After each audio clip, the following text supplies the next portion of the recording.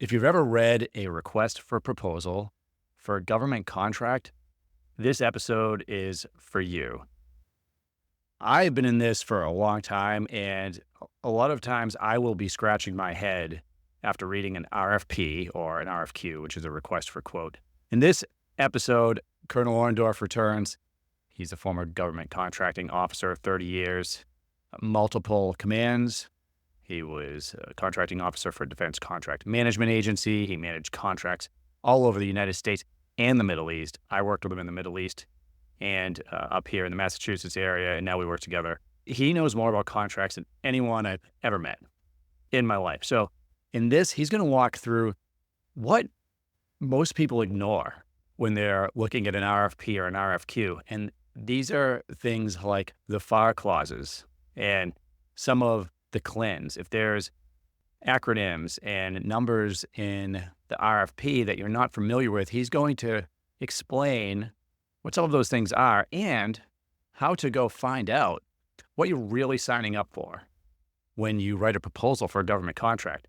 You know, the devil's in the details with a lot of these things. And, you know, he points out a couple sections where, hey, there's just a little code in this RFP, but it means you're signing up for a very expensive accounting system where you're going to have to hire people. Or here's another code. This means you have a lot of work to do for cybersecurity requirements. And a lot of companies ignore these or just don't understand them, and they kind of fire and forget. They write a proposal, they send it in. If they win, they could be on the hook for a lot more expense than they bargained for. So he's going to keep you safe on that. He's going to show you what to look for. This is a great episode because I don't think I've ever heard anybody actually go through these details. Now, one thing I will point out is that this was a video recording that we did in our certification program. So if you're interested in seeing the actual video where Colonel Lewis is going through the RFPs, the RFQs that he's referencing, hey, go to GovClose.com, sign up for our certification program. All right, guys, let's get into it. Here's Colonel Orndorff with how to read an RFP. Our topic today is how to read an RFP. And I think this is really important. I don't know if some of you were on our last session where we were talking about some details of responding with your proposal, but sometimes it's better to take a step back and say, let's take a look at what the requirement is. I have two documents that I have pulled up. One's an RFQ and one's an RFP. And the key on these is they come on two different forms to drive a little bit of how we would look at something. What I'm going to try to do is go through these two documents very quickly. Each one of them, we could probably take 3 hours and just do a little bit more in depth.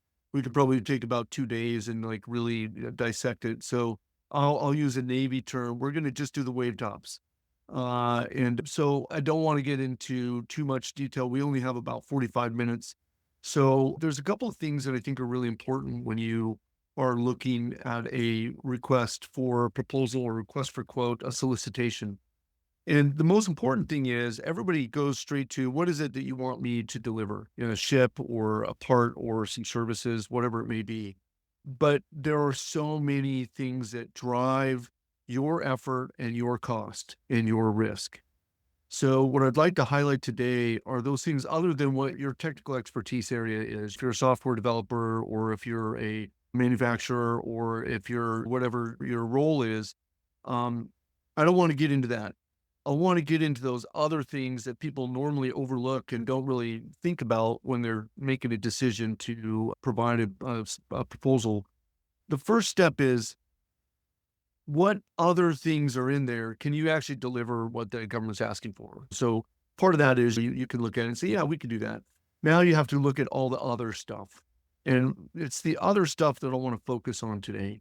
So I went out into SAM and I just got two completely random files. They are Air Force and they're small business set-asides. That was the only filter that I put on them, and they're not active. These are not current solicitations. There's one from 21 and one from 22. But the point is they've got that pieces in there that we want to look at. This solicitation is 51 pages long, and this is a full-blown solicitation, and it comes on a standard form 33. This is important. A lot of people will overlook that, but this is important because this particular form has the standard contract format. And if you look at block 11, the table of contents, You look in here, it's going to have a check mark by each one of the parts of the solicitation, and it should tell you which page number each one of these sections are in. Most people will go straight to section L and M and skip over a lot of the other stuff. And that's fine because that's the instructions to the offer. This is what I need to see. And that's important. It also tells you here's the criteria we will use to select the successful awardee. And that's important. We're going to just take a quick run through these other sections and some of the things that I think you should look at when you are doing that. So the first one is you're going to see an item number. You need to make sure that you're very clear for each one of the items. If it's a cost, what kind of money is associated? If it's firm fixed price, or if it's cost or cost plus, or what is that structure of the CLIN that gets you paid? If you're not familiar with this, for example, this one is a cost plus fixed fee. Immediately, we know that this is going to be very complicated for administrative on the background. So as a company, you have to make sure that your cost accounting, your invoicing team is not one deep. It's not your side job. This is a full-time job, depending on the scope of things. That could be 3, 4, 5, 10 people. You have to account for every penny. So the level of effort there is pretty high. You're going to have a few things that are tied to that particular CLIN, and you want to make sure you're looking at that. It's not going to have it might have details about where is your inspection point, where's your acceptance point. This means that you have to pay to get it to the destination. All that is on you. So these are things that you want to make sure you understand by each one of those line items. So go through and look at that. Hey, Lewis. Make sure you understand every piece in there. Go ahead, Rick. Yeah, no, I just wanted to go back because the guys may not be familiar when you said cost plus fixed fee. Could you just give you don't need to go into all the different types of contracts, but just a little bit of an overview as to, hey, why is it that type of contract would require special accounting and more attention, more work? Maybe an example of a contract that would be far less. Yeah, so that all by itself is a complete session. But the way the government approaches things, it's either going to be a firm fixed price where you say, I'll do this for $10,000, or they'll give you exactly what it costs you plus a specific fee on that. The reason what drives the government's decision is a risk conversation for the government. And who owns the risk? In a fixed price, Gavin, if you're going to sell that boat behind you for $10,000, you own all the risk of being able to deliver that for $10,000. But if the government says, look, we'll pay you whatever it costs, then you own zero risk. It doesn't matter if they come out and say, we want to change, or we need this, or there's a delay. The government pays for each one of those costs. So the type of contract will be driven by either fixed price or cost plus. And Rick, honestly, to go any further than that, we'll spin off into a whole new conversation. Maybe we do a separate session. Yeah, no worries. I just wanted them to be aware that, hey, there's several different types of contracts out there, and that's kind of what you mean by cost plus fixed fee. Yep. When you look at these CLINs, you're looking at the 0006. 00 usually means it's a base year. If there's a 1 in front of it, that means there's maybe an option year, the first option year. If there's a 2 in front of it, probably the second option year. So this kind of helps you break out that there's multiple years for something. And you want to read some of this because in some cases they'll have data not separately priced. You might think that you're going to get something, that you're going to provide something, but the government has no intention of paying you for it. So make sure you look through those details very carefully. There's a lot of codes and secret stuff in there, but make sure you understand what it is what's going on there. So each one of these sections, remember up above, I showed you all those sections. This is where there's going to be specific details for like packaging and marking if they require it, if it's not in the statement of work. And then there's a part here in section E where you do, some of the clauses in this particular case. So there's a clause here, 52-24607, inspection of research and development fixed price. Go look at the clauses. Nobody in the world actually likes to read clauses, but you have to understand what it is you're signing up for. While this might be 2 lines, a lot of times a clause has details inside the clause that are huge cost drivers or huge risk drivers or huge effort drivers. This particular contract, I don't know if it has like some of the cybersecurity clauses, but a cybersecurity clause is 2 lines.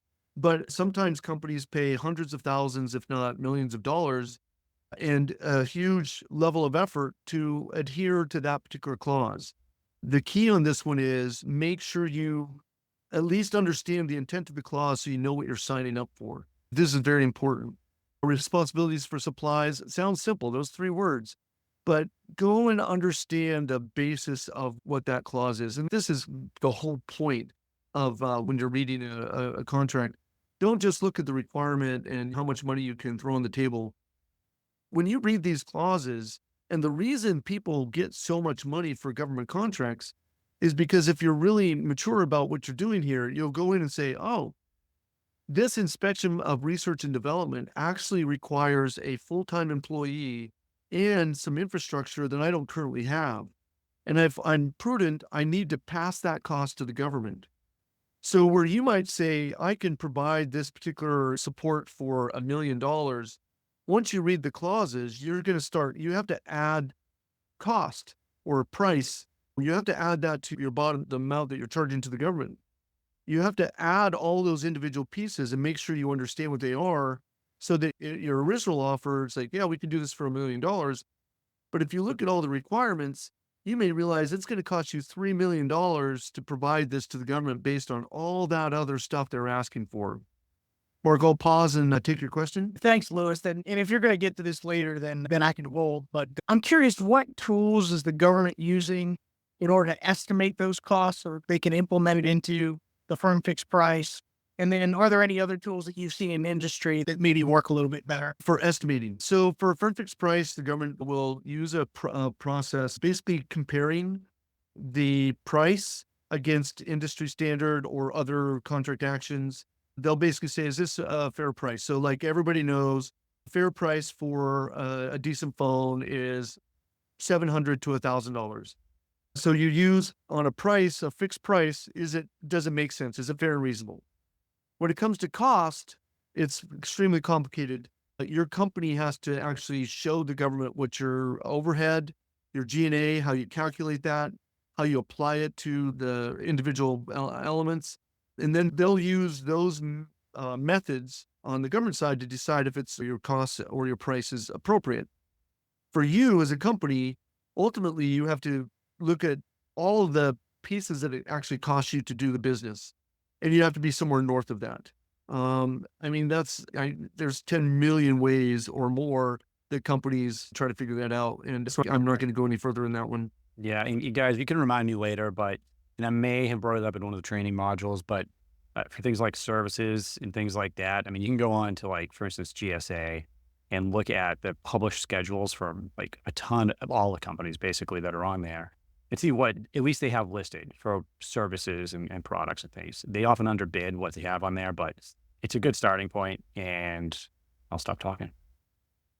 Yeah, that's part of how to respond to the requirement. But in this case, so I'm going to get through this. You can see that I'm only a couple of pages into the 279 pages. We're not going to go through it all.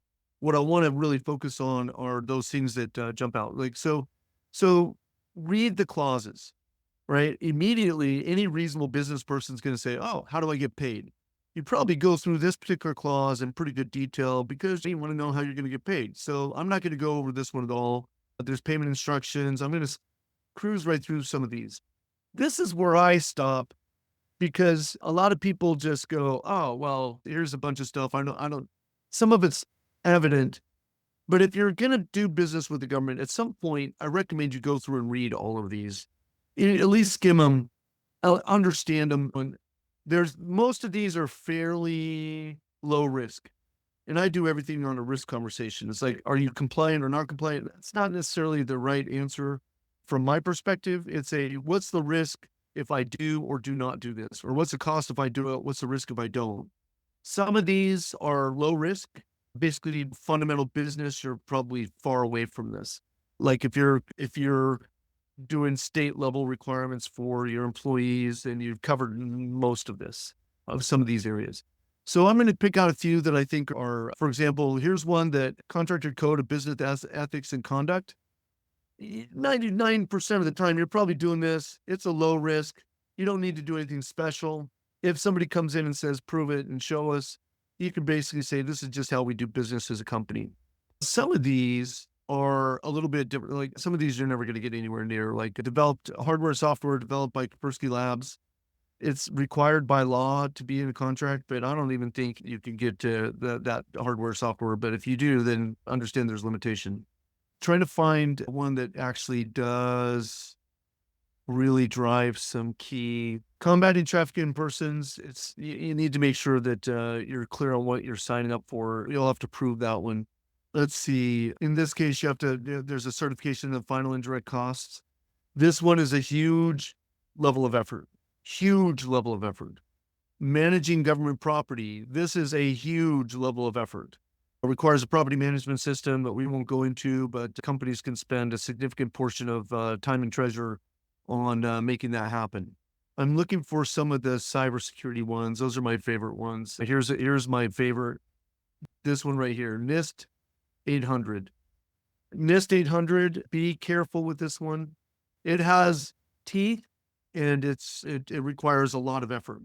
So when you start reading some of this stuff, you'll realize you can spend almost a week just reading all these individual details and maybe a little bit longer to even understand them.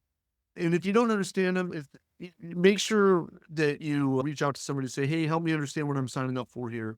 I have clients that have won a contract, and then when they start getting some requests for the details associated with certain of the clauses, they just go, yeah, we didn't sign up for that. Well, the fact is, yes, you did. So the reading through all these, I think it should be self-evident. You can see there's a long list, and this is a lot of stuff. But it's really important that you do take the time to actually read through those clauses, because they're going to drive details about how you can execute and what's appropriate for execution. Those clauses are not the only list. Those are just the ones that are by reference.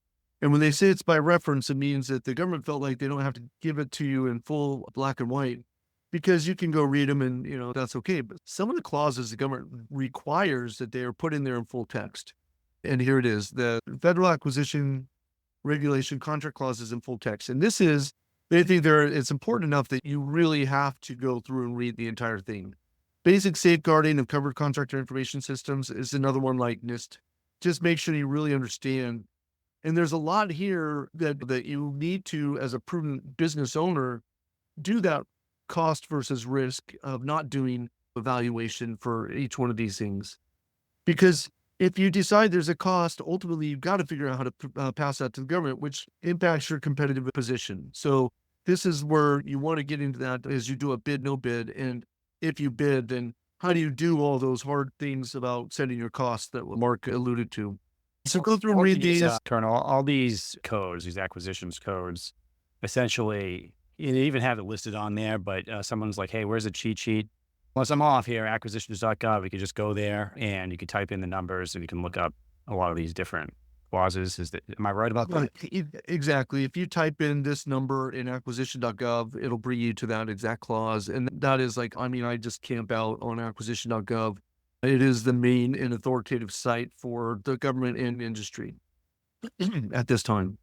So anyway, you can go through. I'm not going to go much further on this one. Obviously, section L and M, when we get into those, once we get through the clauses, again, because time is limited, I'll footstep it again, read the clauses, make sure you understand fundamentally what it is you're signing up for. If you don't understand it, it's something that can put companies out of business.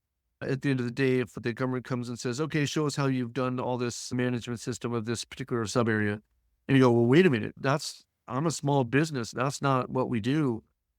That it doesn't matter. Small businesses have to figure out how to make it happen. So I think that point is hammered home.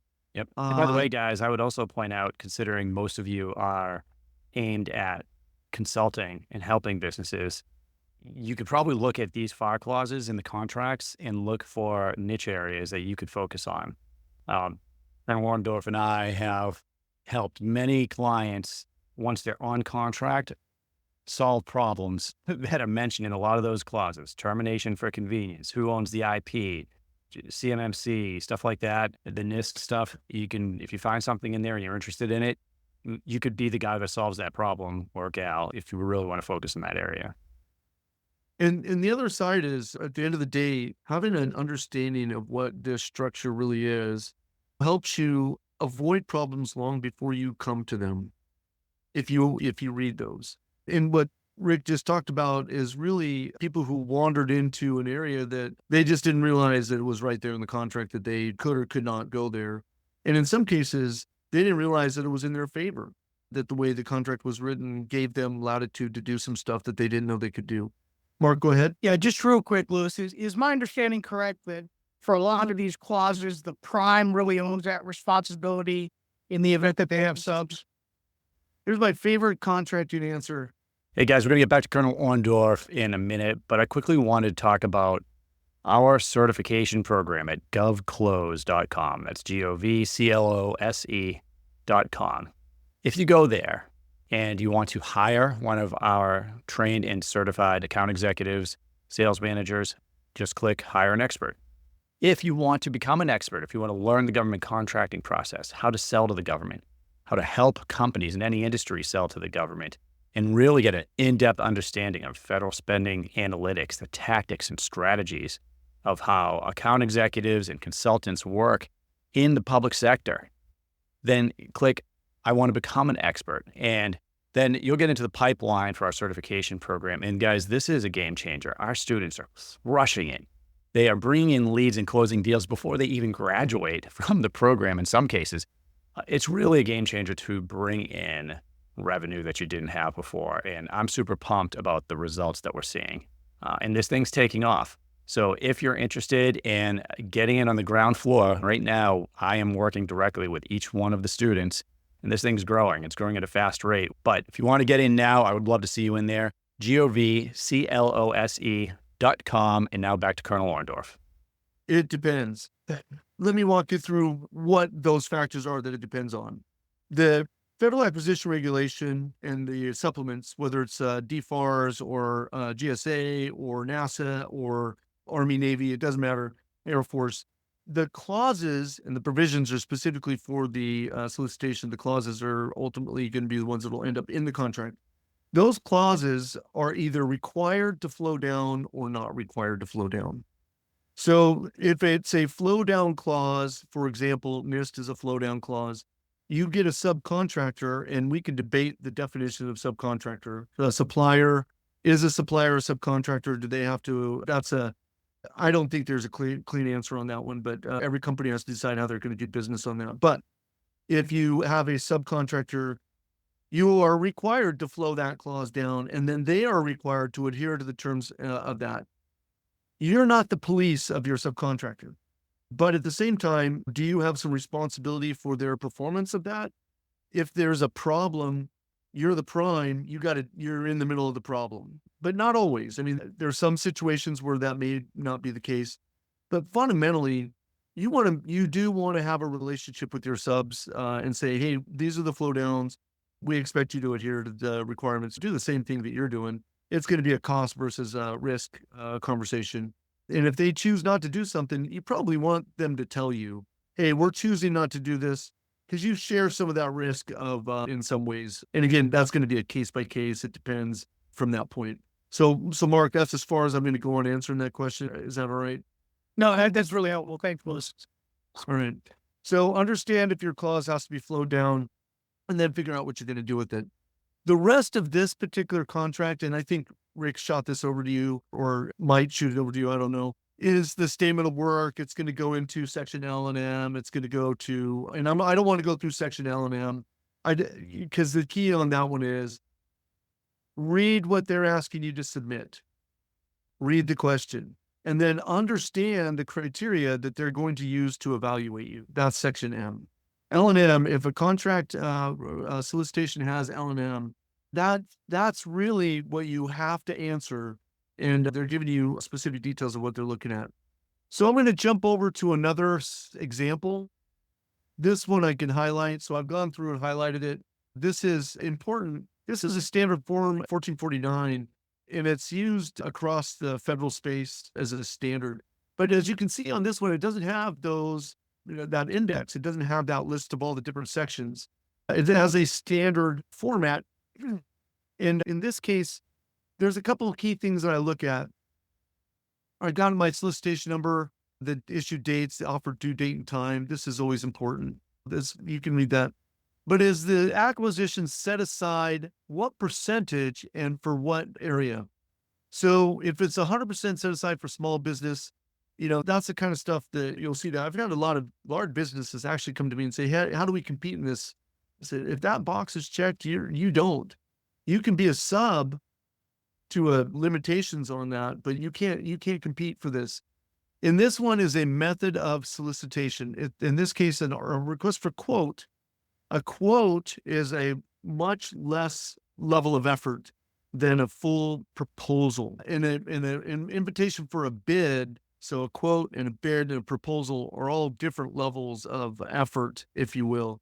In some cases, you basically write a number on a piece of paper and put it in an envelope, and that's it. You basically say, we accept all terms and conditions, and here's our number. And sometimes you think that sounds, oh, that's easy. Well, no, that is somebody who said, we've read all the fine print and we know what we're signing up for, and this is the way it's going to work. So deliver to all these pieces right here. If it's really simple, it'll all be on one page. But if it gets a little bit more complicated, then they add sections for each one of these. So let me walk through this a little bit. You want to pay attention to some of these details right here. And this one is for commercial contracting. And again, I think that's a whole separate topic, Rick, what's commercial and what's not. But I'm going to walk through this a little bit. I'm only going to stop on the pieces that I highlighted because I want to leave a few minutes for questions. In the item, this one right here, it's again, the pricing arrangement is firm fixed price. So for this particular item, they want one, and the unit price is going to be $10, and the extended amount will be the unit price multiplied by the quantity, in this case, $10. That's pretty straightforward, but you'd be surprised how people get that confused. The description, specification, statement of work. This is short. This is very short. So if you're going to sign up for this, you want to make sure you understand it. Stuff like a minimum 5-year warranty and support program is not trivial. So when you're offering something, these things now, again, drive very much the price of your item. So Gavin, you might sell that ship behind you for $1 million. But in this case, they want a 5-year warranty and support program. And all of a sudden you go, well, I can't do that for $1 million, a warranty. I'm going to have to add at least another 5 million, which is, so now you realize that the price you put in there, that little box, isn't trivial. It has to add the details of that warranty. So now you have to put 5 million in there instead of 1 million. So if it's silent on things, that's fine. In this case, destination means that the shipping is all on you. So make sure you include that in your price. So if that, Gavin, I love the ship as my example here. If you have to get that down to Norfolk, and it costs you got to get a crew together, you got to get some advanced fuels, you got to get some Air Force guys to run the computers. These are all costs to get it to that delivery location. So now you're going to say, oh, that's another $1 million to deliver it.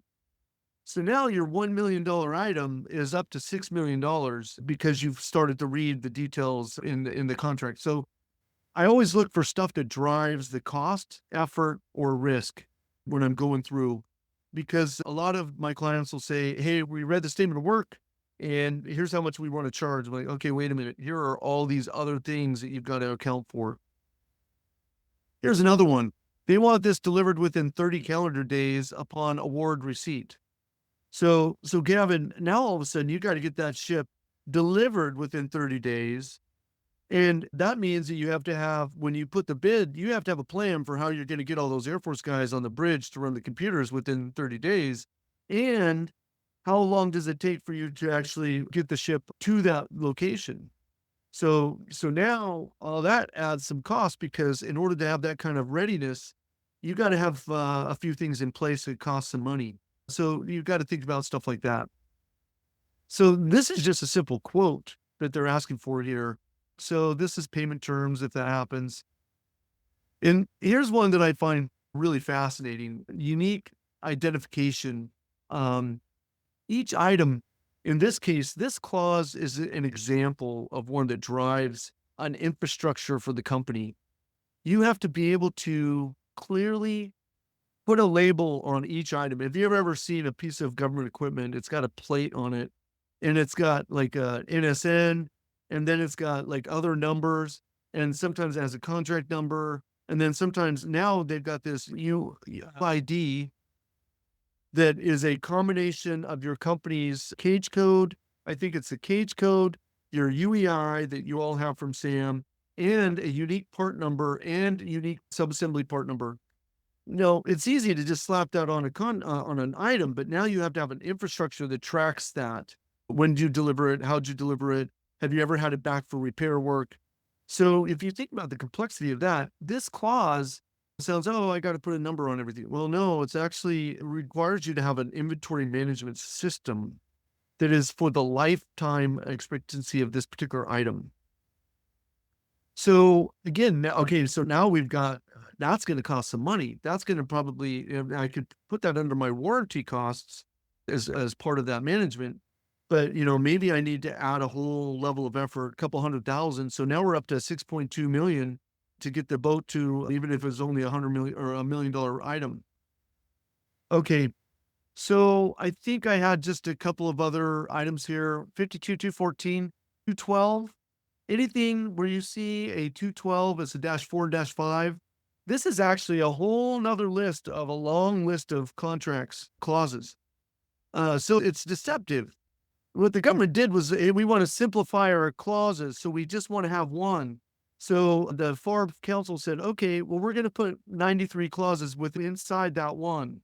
So if you only want to use one in your contract, if anybody reads it, they'll see that it's actually, that's where we hit all the contract clauses that we really want to keep in there. -4 and -5 are the two culprits on that one. So make sure you go and read through all those. And sometimes they're in full text as well.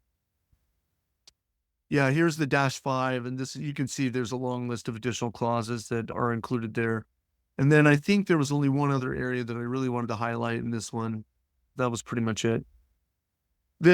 I think you got the point. Bottom line is, read the RFP. Don't race past all those things that could multiply the cost of your ability to do business by factors of 5 to 10 or more. It's important to realize what it's going to cost you. And everything is ultimately down to a cost or risk. And in some cases, if you don't understand the risk, reach out to somebody that, if you've got a mentor, or Rick is really good at this stuff, reach out and say, hey, I'm going to be doing a lot of business in this space. These are the clauses that I'm seeing. Let's walk through it at least one time where I get a good solid grasp of what's dangerous and what's not dangerous. So I'm going to stop there. That gives us about 15 minutes or so for questions. Rick, unless there's something specific you want me to address. It gives us 6 minutes for questions because this ends at 2:30. But that's Oh, I'm sorry. I was tracking an hour. All right, 6 minutes for questions. 6 minutes for questions. And I'll also say that, just like a real world example, tying this into also some just consulting best practices by like a mistake that I made. There was a client Colonel Orndorff and I worked on. We get calls all the time to review these RFPs and RFQs before a company submits a proposal on them.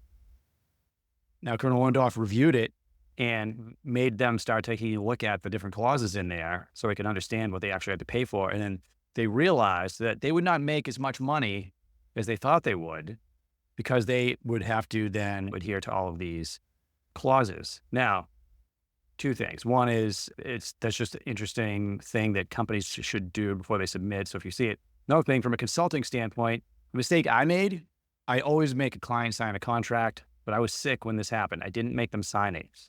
And what happened was, they found out that, oh, they're not going to make the money they thought. So they just disappeared on me. Your investor backed out. Yeah. They're the only client that has never paid me in 5 years. So just a couple of, luckily it wasn't like a huge thing, but just be aware of that, right? Always make them sign a contract, always make them give a down payment. And especially with something like this, right? They may very well learn that it's going to be harder than they thought, take longer than they thought, or it's going to cost more. Okay.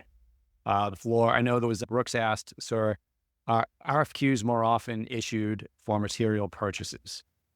I guess he's meaning products. It depends. Each contracting activity is going to decide what works best for them to get what they want. As far as a lot of times a request for a quote will be put out for things that are supplies that are readily available. So Motorola radios is a really good example. There's a lot of vendors that provide Motorola radios. So you might go out for a quote from all the vendors because it's a known commodity and you don't really have to worry about too many of the details. So it's going to depend on what the buying activity is really trying to do and what they're buying. I don't know if there's a standard. Every contracting activity, buying activity will use these tools differently. Yeah. You do see a lot of them from the DLA, Defense Logistics, on their bid board. And that's where I really you talk about NSN numbers. Like if you're in selling products, like Colonel Orndorff's talking about, that's where you're going to see those. And IFBs and RFQs. Mm-hmm. And by the way, there's also a whole process for establishing an NSN number. So a company that has a new product and they want to start selling it, there's another niche for you guys. That's huge. Yep. What other questions do we have? I'll add one thing to that. I was a commander for Defense Contract Management Agency a couple of different times. And one of the things we had to do was when the contractors started performing, we'd go in and say, okay, show me what you're doing with all this stuff. And it was just heart-wrenching to see their face drop, go, oh, we didn't really add that to our pricing or our resourcing. And it's like, hey, you gave us a price. You signed up for it. It was in there. It's in the contract that you signed. So to me, this is one of those where I'm a little bit passionate about this because I hated seeing that. And there's not much you can do on the government side. It's like, no, you have to do this. Is there any room for negotiate? Like, say you're awarded the contract. Is there any room to negotiate any of what was put in the RFP? Yes. The life cycle of the contract. If you read the instructions in the proposal, it'll actually give you a section where it says, identify any terms and conditions or requirements that you would not adhere to or would like to have changed. And if you identify, hey, government, if you relieve us of this particular requirement, your cost will go down significantly. You can highlight that. And the challenge is once you've been notified that you've been awarded, that's not the time. I mean, it's probably the right time to say, hey, we're not going to sign this unless you take these pieces out. That's not something we can sign up for. But the best place is during the question and answer for draft RFP or sources sought. You say, hey, best industry practice here is if you want this battleship behind Gavin, you need to remove these particular requirements. You need to make sure that this is not in there, or you need to make sure this is in there. If these particular DoD guides and standards are applied, then it will be a significant cost driver. So, Brooks, I think there are multiple points along the way where you can influence that. But at the end of the day, everything's negotiable. Now, I shouldn't say that because there are some things from the government side they're going to say, our lawyers all the way up say, no, this particular clause has to be in there. And even by law, if it's not in there, it's in there by reference. For example, termination for default. Even if your contract doesn't have that, the government as a sovereign will always have that right, even if they forget to put it in the contract. And that Q&A, yes, that Q&A would be public. Say you're shipping something to a government and it's 6, 7, maybe even 8 months out, and shipping costs go up. Is there a chance for you to come back and say, hey, negotiate on those costs? It depends on why the costs went up. If there's some economic factors that are beyond your and the shipper's control, and if your contract has a clause in there that says adjustment for economic factors, then and that's one of the things you would ask the government to add. Hey, will you add some language in there that says if the world changes and shipping is impacted by something, then you'll enter negotiations with us about how to adjust for that. Does that answer your question, Fred? Yes, it does. Thank you. All right. Well, guys, thanks for coming in today. Hey, Colonel Orndorff will be back. He'll be a returning guest. I know how much you guys liked it last time. So think about some of the things that you experience as you go through the course, you start working with clients. I know some of you guys are already generating great results and working with different clients. So, Lewis, thanks for coming on today. Really appreciate it. That's my pleasure. Always fun. That was retired Colonel Lewis Orndorff, Master Government Contracting Officer. one of our recurring instructors in the GovClose certification program, and also recurring guest on this podcast. Guys, if you are enjoying the content, please let us know.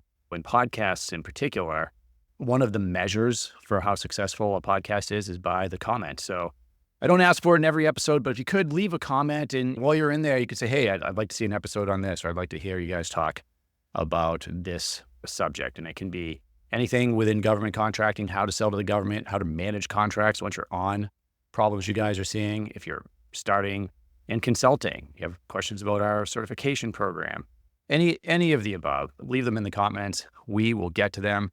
Love to see you guys over at govclose.com. So whether you're a company and you want to hire one of the people that we've trained and certified for selling to the government, so business development and account executive sales roles primarily, if you want to hire a freelancer to do a project for you, you can go there and just hit the hire a expert button. If you want to learn about government contracting and potentially start your own consulting business or go on to work for a company, hit the become an expert button, and then that'll get you into our pipeline for the certification program. Our students are crushing it, generating results before they even graduate. It's really inspiring to see people from all backgrounds with no experience to years of experience bring in income streams that they didn't have before. Makes a difference, makes a big difference. So thanks for listening. We'll see you next time. We're out.